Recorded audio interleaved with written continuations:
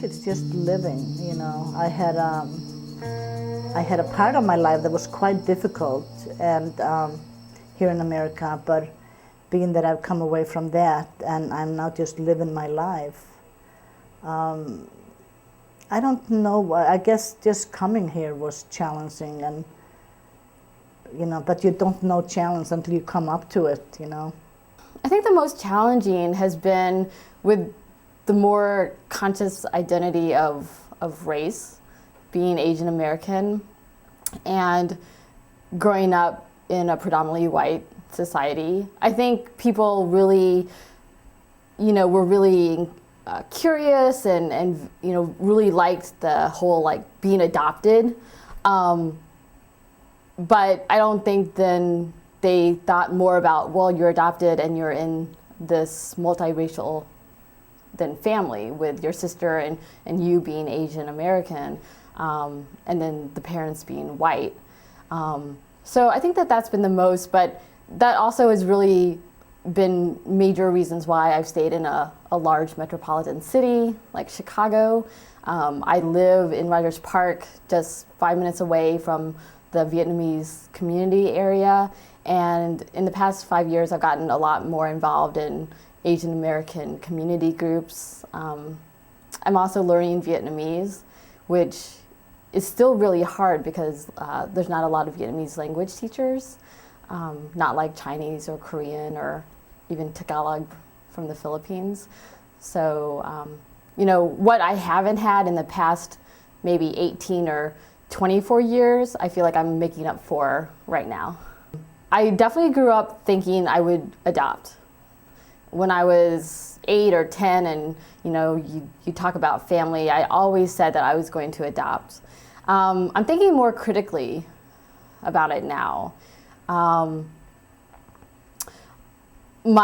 think where I am right now is that I think I wouldn't adopt anymore because it would be a little bit different now that I'm at least Asian adopting probably an Asian baby, but I think still some of the philosophy and politics of still, objectifying the baby, taking the baby or the kid out of his or her native homeland, especially for with a lot of money going between. I think my mom and my own intentions would be really good of, about having a baby and loving it. And I do feel like I have gotten a much better and higher quality of life being in America. But it's also really hard to say because I don't know how my life would have been, and maybe it wouldn't have been in such a westernized urban city, but it might have just been really different, and it's hard to put a judgment on would it have really been better or not. It's really hard to say. I definitely wonder how my life would have been in Vietnam. I mean, I guess the main thing is that either you're in the city or you're in further out from the major cities in more rural Vietnam. And there were two women that were really significant in my life as a baby. And one was called Bai, and she basically was a live-in domestic servant with my mom. And she took care of me when my adopted mom was at work or sometimes on the weekends. And there was a second woman called Boy 2, and she was the one that actually helped facilitate the adoption. And I got to meet those two women when I went back this past winter. And so I got to meet, Boy 2 lives in the city, so I got to meet her and her family and her environment. And then I actually took a car and a motorbike to meet Bai, who has lived in the rural part. And Bai lives in, I think by their standards, a really nice rural house.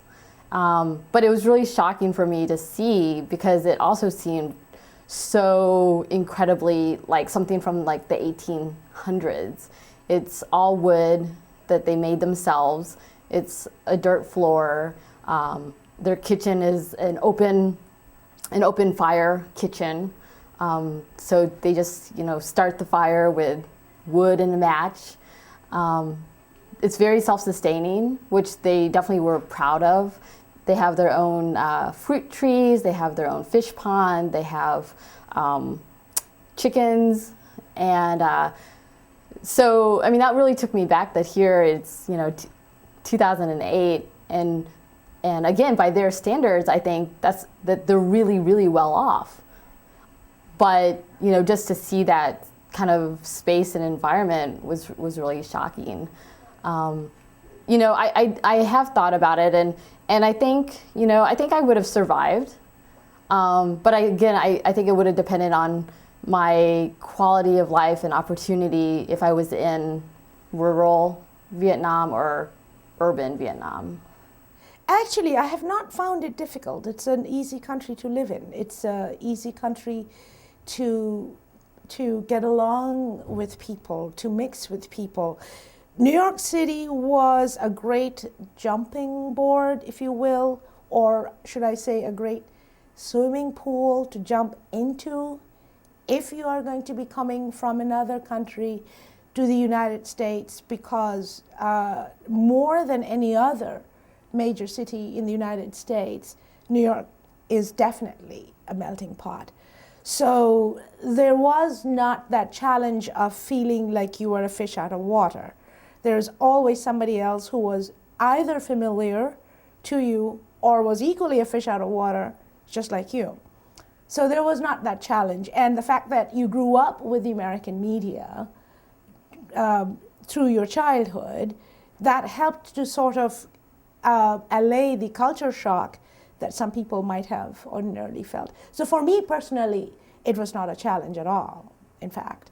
There's always the, scraping around and grubbing for money initially, but then every student does that when you're a student. You're forever poor when you're a student. So I met my husband while we were going to college, and then shortly after college, or kind of sort of during college, we got married, and we were living in New York, and we had to leave because, and some of you are too young to remember this, but there was a day called Black Monday when the stock market had taken a huge crash, and it had affected New York City particularly very strongly, because New York City's economy, for the most part, the city's economy, for the most part, is what we would call a paper economy. So it rises and falls with what's happening with the stock market. And within 2 weeks of that happening, both my husband and I got laid off from our jobs within a 2-week period of each other. And my husband is really from the Midwest. He's actually from the Chicago area. And so my estimation was that the Midwest is more what you would call a producing economy. It produces real goods rather than paper economy. So that the recession that hit America at that time would affect Illinois and the Midwest also, but it would affect it last. So the chances of scrambling for something and not being out on the street was better in Illinois than in New York City. So I said goodbye to my beloved city, which I still consider my hometown in the United States, and moved over to the Midwest and to Illinois. I think that the most challenging part for me is to fit in. I think I've always had a difficult time fitting in. I guess it's because I'm just so different, because I really don't think I really fit in anywhere, really, because we didn't move around a lot. We were pretty stable when I was growing up in my elementary and high school years, but when I went to college, I moved around a lot, going to different schools. But definitely fitting in, because I really don't think I fit in with a lot of the Asian culture, and a lot of that has to do with my religion, because I'm a Christian and most Laotian people are Buddhist. And I think that that's like one of the main things where I kind of don't fit in, because a lot of teenagers, they go to the temple and they hang out, and that's just not something I do. I go to church and I hang out at church. So I think a lot of it has to do with just religion and different like cultural aspects that I'm kind of like, oh, I don't know how I feel about that. The language. Definitely the language barrier has been the most difficult for them. You know, even when we were growing up as kids, for them to communicate to our teachers and communicate to, you know, just like anybody, just communication, that I think that has been the most difficult for them. My parents have a very deep accent, and my father, before he was ill, he was very, I want to do a lot of things by myself. Like he really wouldn't want us to help him with too much. Like, you know, if he could do it, he would go by himself. Like he would speak to, you know, he would try to speak English the best he could to try to get whatever he needed done. And, you know, and sometimes I would hear of how, you know, oh man, May, you know, I was calling these people and they were really mean to me, and I was asking them and they didn't want to answer my questions and different things like that. And then, you know, right away I'll be like, oh my God, you know, what's the number? Who is the person? You know, let me contact them like post haste. Let me call them right now. And it was just so frustrating for me that when I got on the phone, they just treated me so different.